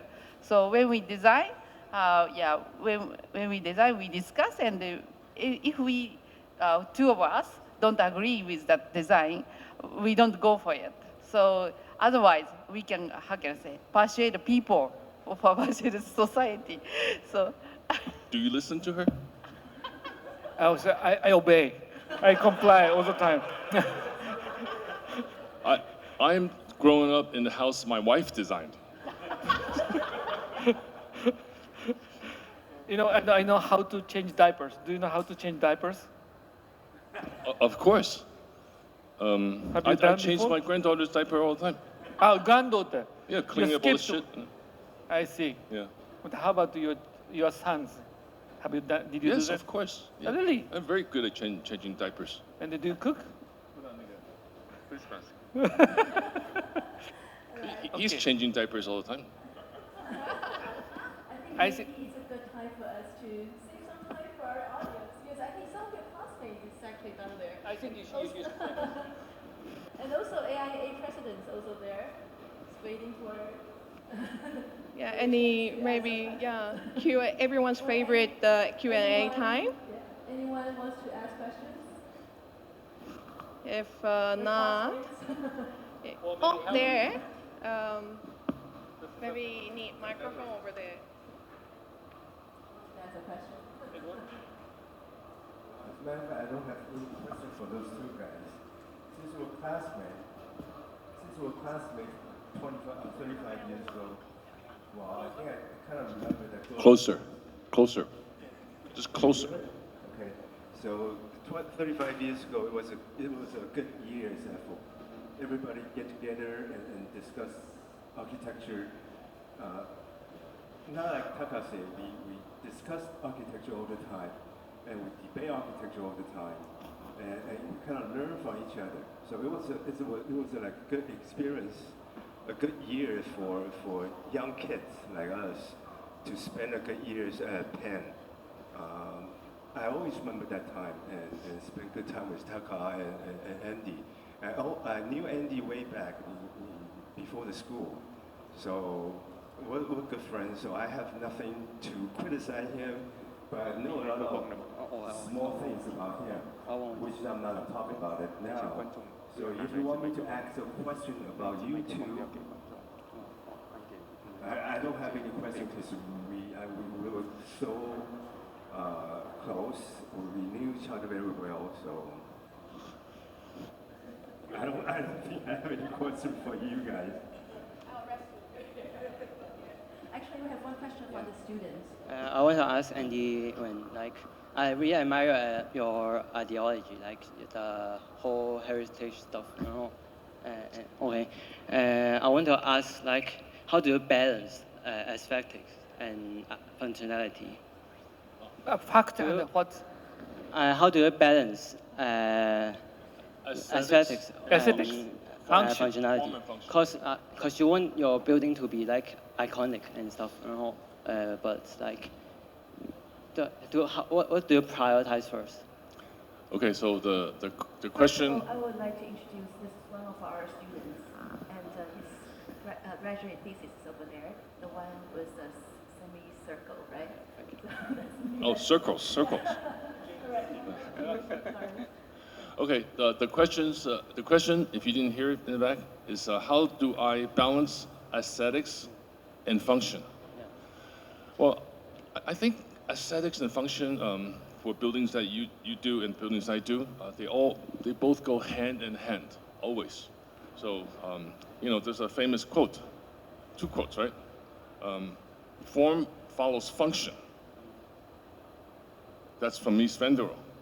And then some other dude said function follows form. I forget who that is. But anyway, also another architect. I think these two things have to go hand in hand because you're always designing the function, and you work with clients on what they need, for the kindergarten, always working. But the form, it's like in Taka Yui, it's always the big idea, the big grand idea, but it has to work with the functions. And then of course that form, their work, you carry it down to every last detail. All follows that same thought of form and function. So I think my answer and my advice is that neither one is more important than the other. Because if you don't have the function, no matter how beautiful the form is, it doesn't work. And clients do not pay for useless forms. Even in my case, I'm sure in your case, clients never pay for useless forms. And I know, in school, that's very hard to balance, right? You got very short time to do a lot of things, and your teacher is always very demanding, and it's like, where's your bathroom? Right? What about the structure? And you didn't meet the program. You don't have this cannot accommodate 600 kindergarten students. So without the function, no matter how beautiful what you do it's worthless. So again, form follows function and function follows form, both for me. Okay, if you want to talk about the relationship between function and aesthetics, and it's exactly, I can say exactly same thing as in this. We agree. We agree. Now we can work together. Maybe not. But if you talk about a relationship between the reality and aesthetic, maybe I can give you answer. At the reality, it's very difficult to convince people. Always you have to be talkative. You have to be a good salesman to convince other people.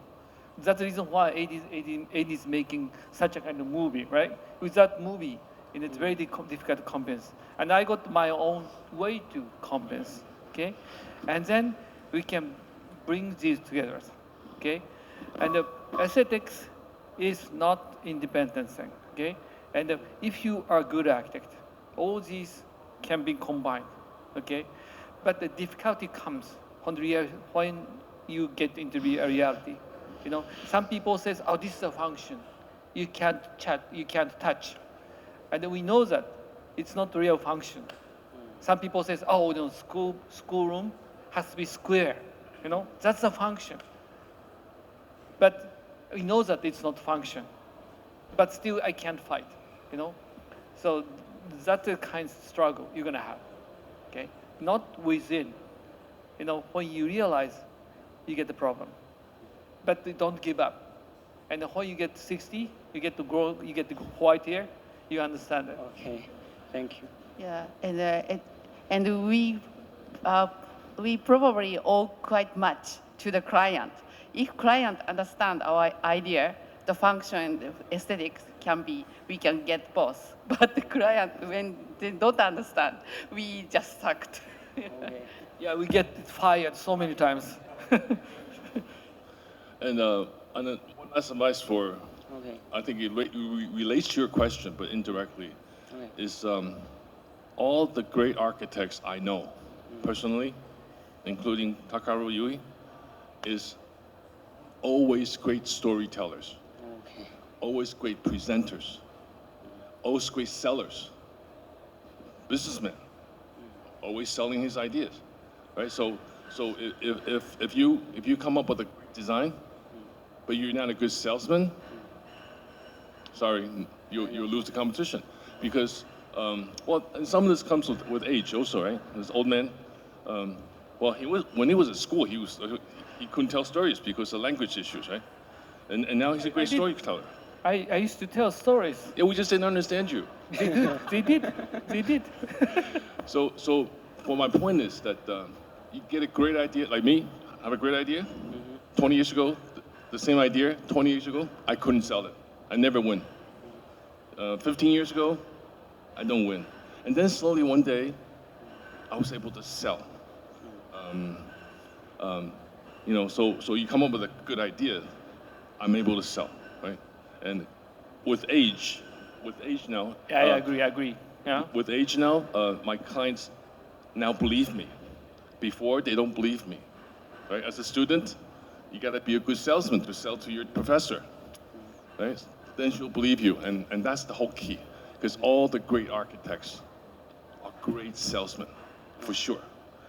So if you just know how to draw beautifully, it doesn't work, right? It doesn't work, you know? Thank you. I can teach you how to sell good bananas. Okay. Donuts. Donuts. Okay, I like donuts. donuts.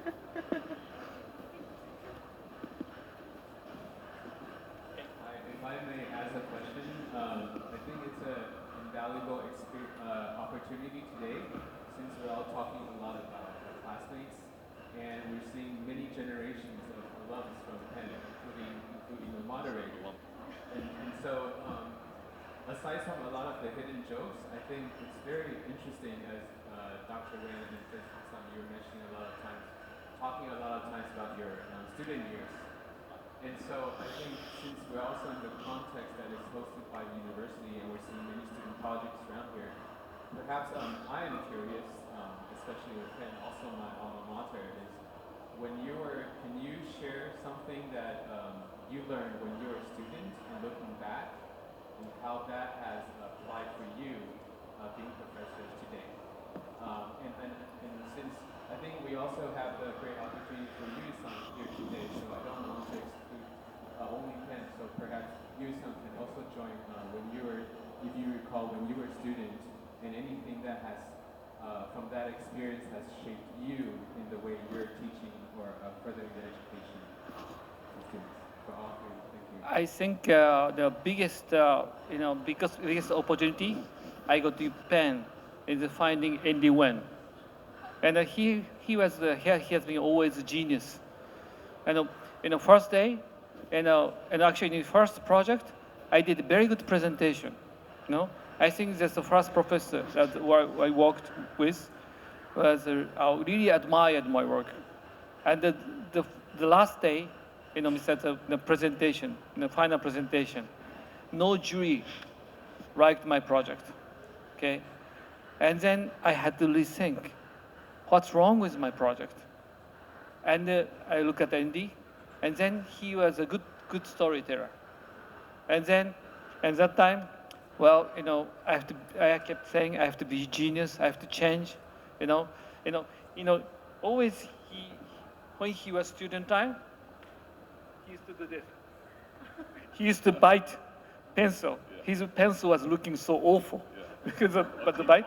Yes, it is bad. And I try to do the same, to be like you. It's poisonous, biting pencil. But the poison, good for the brain. It changed my brain. That is how I evolved. So I think that is my biggest opportunity I got in University of Pennsylvania, I think. Yeah, we had a lot of good times at UPenn when we were in school, 35 years ago. Now, that was a good question. There's 2 times in school I learned something, right? And I'm talking about college, 5-year program at Penn State back then, not UPenn. So my two times I learned something is once when I was in 2nd grade, I was 2nd year, and once when I was in 3rd year. So when I was in college, you know, I always had flying colors, did great. And one day I got a bad grade from my professor. He's an American Chinese. He's psychotic. So he gave me a bad score. And I went to his office and I asked him, why did you give me this terrible grade? And I said, well, I work very hard. Well, he says, Andy, you do. I know you work very hard. But he says, it's not the quantity of time you spent in the studio working. It's the quality of time that you spent working. So meaning that, you know, design never has an answer, right? Like, you know, well, his answer is donuts, but most of the time there's no answer. There's no right and wrong. So my professor told me, he said, Andy, it's your thinking that has to translate into the design, not just kind of always biting your pencil and right? So, and I got it. Because it was that once when I got the worst grade in my life, I said, yeah, you're right. So then I was doing really well again. And then one professor in 3rd year, he's Polish. So this is during a mid-review, not a final, just a mid-review. I remember I didn't sleep for 3 days, and I made a beautiful presentation. And back then we had to draw, right? We can draw very well. We had to draw beautiful presentation, and all my classmates loved it at the presentation, and all the teachers loved it. And my professor, he's Polish. He went up to the drawings. He took off the drawings and ripped it up. I said, what the hell did you do that for? He said, Andy, it was a beautiful drawing. It was a beautiful presentation. And you can fool all your classmates. And you can fool all the professors. But in the end, you're fooling yourself. And I didn't get it at the time. But what he was trying to say is like, beautiful presentations are to fool everyone, to win the competitions. But Andy, the quality of your design, your thinking, is more important. And I don't see that. And it's true, because I didn't really have a good design, and I made a good presentation. So that time I learned something. It's about really the content of design. And then after that, I just went flying colors again. So in school, that influenced me quite a lot. It's the 2 professors I disliked the most. But I learned something from them. And the ones that liked me, I didn't learn anything, right? Everything I did is great. So. Maybe I should tell one more thing. And I got good professors. And they, do you remember Mohsen? Mohsen Mostafavi. Mohsen Mostafavi, yes. Yeah. And after graduation, you know, I had a chance to meet him so many times. And 30 years after, 30 years after, and he started talking about my student time. And I was touched because he remembered all my projects and what I said. You know, regardless, you know, that's my awful English, and he remembered what I wrote and what I was, you know, what I was trying to present. You know, so I think still, I think I'm lucky to be professor. I've been doing professor 28 years, and now I feel and I really want to be like Morrison. I want to member the student project. And I think I learned a lot from him to be the teacher. After 30 years, he remembered. Great professor. I liked him also. I couldn't really understand him because all his readings, you can't understand. He's more like a philosopher of architecture. One more story that I learned a lot was when I was teaching at Minchuan University. I have this bad habit. Actually, I was chairman back then. I have this very bad habit that I would go to my classroom, the studios, in the middle of the night. I mean, like 3 or 4 o'clock in the morning, but it's usually before the students are going to do the presentations. So I would go check on their work, right? I worked very hard as a professor. So one day, my thesis students, I went in. This is 5 a.m. and I saw 3 of my thesis students. 2 was sleeping on the table, right, on the table in the studio, and then 1 girl was still working, and I was like, and she said, Andy, please don't have me change anything anymore. I'm dying. I'm going to die. I didn't sleep for 3 days, and so anyway, and then the sun's coming up, and the birds are chirping, and she says, well, this is when I was teaching in school, like chairman, 3 years.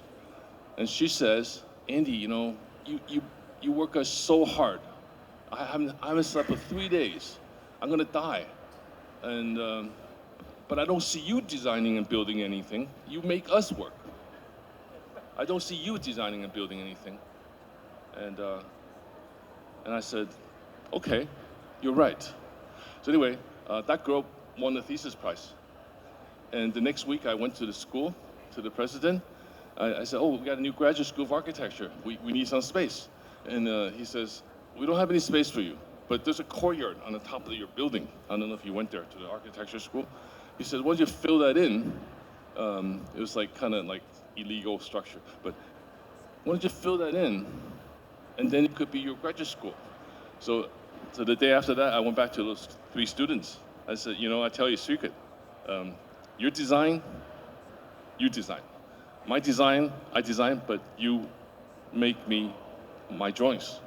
So anyway, my work, I shared with them. And then we built some interesting structures in the school. And what I learned is that, well, that girl was totally right. Because I cannot just discuss paper architecture with all my students all the time if I don't really build something, right? So we call it paper architecture and real architecture. So that's when I decided that would be the end of my education career, my teaching career. And I left Taiwan. I went back to Beijing. I went to Beijing and started to do this stuff. But that was a really good learning experience for me because I thought, yes, she's right, because I'm actually better at doing design than I am teaching design. And back then was Beijing Olympics. And I see the bird nest, all these things happening, and I was so anxious because you know, at the time it was like a midlife crisis for me. I had to leave, you know, and that's when I met Hugo. But I had to leave. I had to go and build my buildings like you did and you are doing.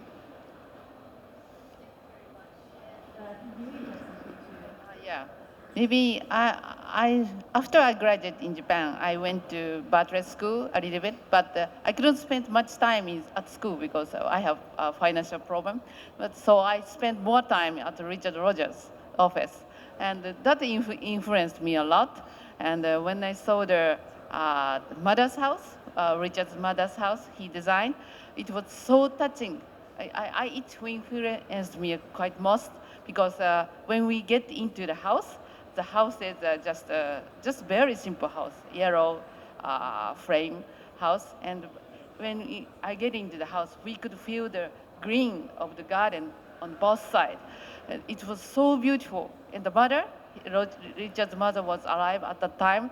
He was so stylish, and he was wearing a green dress, and he was saying that this sculpture is the Johan Miro or something, and it was so. The lifestyle itself is also nice, so it influenced me a lot, most. So I learned that the architecture should speak by itself. We don't need to explain about our architecture. The architecture should speak by itself. Thank you very much.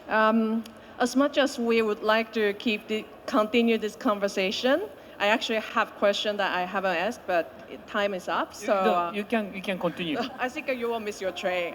No. My train is 11 past 1, so. So actually, it's about lunchtime. I know, actually, I'm thinking if we can have afternoon session.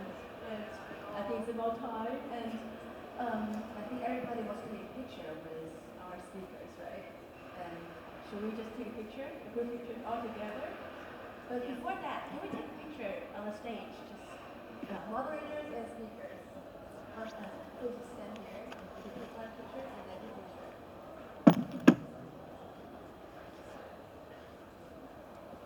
One, two, three.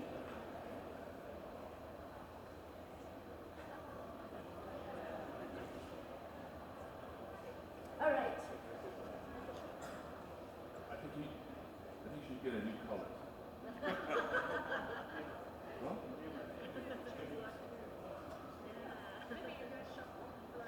you switch. What we talk about? You know, it's always blue and always red, and always black for Andy. So thank you very much for an amazing speech for today. And let's take a group picture now, please. Okay, we have to give a applause. Oh, actually, and actually I have a thank you note I have to say. So thank you very much, and also we have a great appreciation again for the support from 冠德慈善文教基金会 and also Mingchuan University Architecture Department. Thank you for our co-organizer AIA Taipei, Jenny and Alex. Thank you. 全球建筑学人交流协会理事长，谢谢。